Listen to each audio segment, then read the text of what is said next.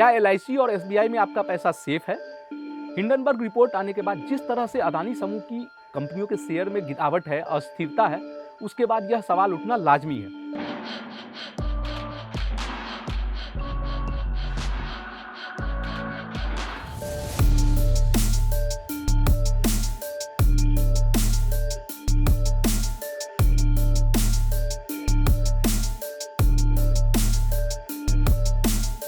नमस्कार, मैं हूं प्रभास झा और आज हम अंतर कथा में इस बात की पड़ताल करेंगे कि अदानी समूह के शेयरों में उतार चढ़ाव से आपको परेशान होना चाहिए या नहीं, खासकर तब जब आपने एसबीआई या एलआईसी में किसी न किसी रूप में निवेश किया हो। कुछ निवेशक डरे हुए होंगे, डरना बनता भी है, क्योंकि नीरव मोदी और विजय माल्या ने हमारी बैंकिंग प्रणाली की खामियों का फायदा उठाते हुए ही चूना लगाया था। तो क्या एक बार फिर ये किस्सा दोहराया जा सकता है? खासकर अदानी वाले मामले में भी ऐसा होने की संभावना है क्या? किसी भी नतीजे पर पहुंचने से पहले हम कुछ आंकड़ों की बात कर लेते हैं। अदानी समूह को एसबीआई ने कुल 27,000 करोड़ रुपए का कर्ज दिया हुआ है, जो कि इसके लोन बुक का मात्र 0.88% है। इसे आसान भाषा में ऐसे समझिए, अगर एसबीआई ने कुल 100 रुपये लोन दिया हुआ है तो उसमें से अदानी समूह को 88 पैसे मिले हैं। एक्सपर्ट्स मानते हैं कि अदानी समूह हिंडनबर्ग की रिपोर्ट आने के बाद ढह भी जाता है तो एसबीआई 9 से 10 महीने में रिकवर कर जाएगा। प्रॉफिट मार्ट सिक्योरिटीज के रिसर्च हेड अविनाश गोरक्षकर ने इस मुद्दे पर मिंट से बातचीत की और हमें समझाया कि मान लीजिए अदानी समूह दिवालिया हो जाता है और एसबीआई को लोन नहीं चुका पाता है, तो भी बैंक 27,000 करोड़ रुपए के एनपीए को 9 से 10 महीने में पार पा जाएगा। उन्होंने कहा कि जो आरओई है एसबीआई का वो 10% से अधिक है, तो इसलिए 27,000 करोड़ रिकवर करने में उसे 9 से 10 महीने लगेंगे। अब बात करते हैं एलआईसी की। एलआईसी का एक्सपोजर अदानी समूह में करीब 36,475 करोड़ रुपए का है। यहाँ एक्सपोजर से मतलब है कि एलआईसी ने इस राशि का कुछ हिस्सा लोन में दिया हुआ है और कुछ हिस्सा जीवन बीमा कंपनी ने अदानी समूह के शेयरों में निवेश किया हुआ है। जैसे हम आप कोई भी रिटेल निवेशक निवेश करता है, वैसे ही बड़े वित्तीय संस्थान भी निवेश करते हैं। अंतर बस इतना है कि आम निवेशक कुछ शेयर लेते हैं, 100-200 शेयर लेते हैं।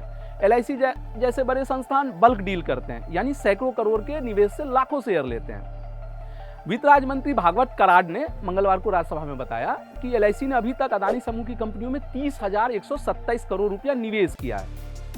उन्होंने ये भी बताया कि एलआईसी में जो निवेश किया है एलआईसी ने जो अदानी में, उसकी मार्केट वैल्यू 27 जनवरी को 56,142 करोड़ रुपए थी, यानी करीब 26,142 करोड़ रुपए 27 जनवरी तक एलआईसी अडानी पर किए गए निवेश में फायदे में थी।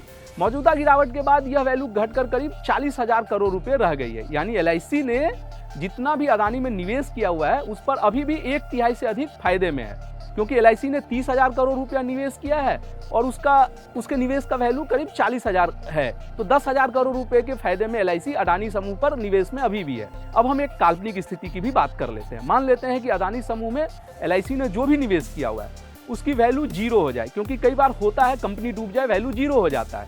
तब सवाल उठता है कि जीवन बीमा कंपनी अपने बीमा धारकों का पैसा कैसे लौटाएगी, क्योंकि ये पैसा उन्होंने बीमा धारकों से लेके ही कंपनियों में निवेश किया है। तो इसके जवाब में विकास गोरक्षकर ने हमें बताया कि एलआईसी के पास 26,000 करोड़ रुपए बीमा धारकों के भुगतान के लिए कैश पड़े हुए हैं।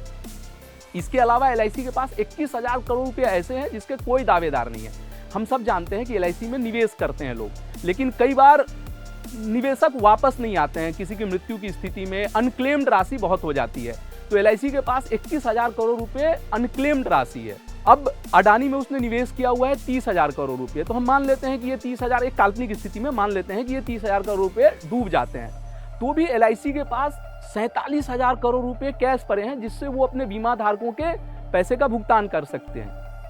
हालांकि हमने अतिरेक वाली स्थिति की चर्चा की है, यानी कुल निवेश या कर्ज बर्बाद हो जाए तो क्या होगा, हमने उस स्थिति पर प्रकाश डाला है, पर ऐसा होता वर्तमान स्थिति में दूर दूर तक दिख नहीं रहा। इसलिए अफवाहों पर ध्यान मत दीजिए और प्रामाणिक सोर्सों वाली सूचना पर ही भरोसा कीजिए। अगले एपिसोड में हम फिर मिलेंगे किसी और अंतर कथा के साथ। तब तक के लिए नमस्कार।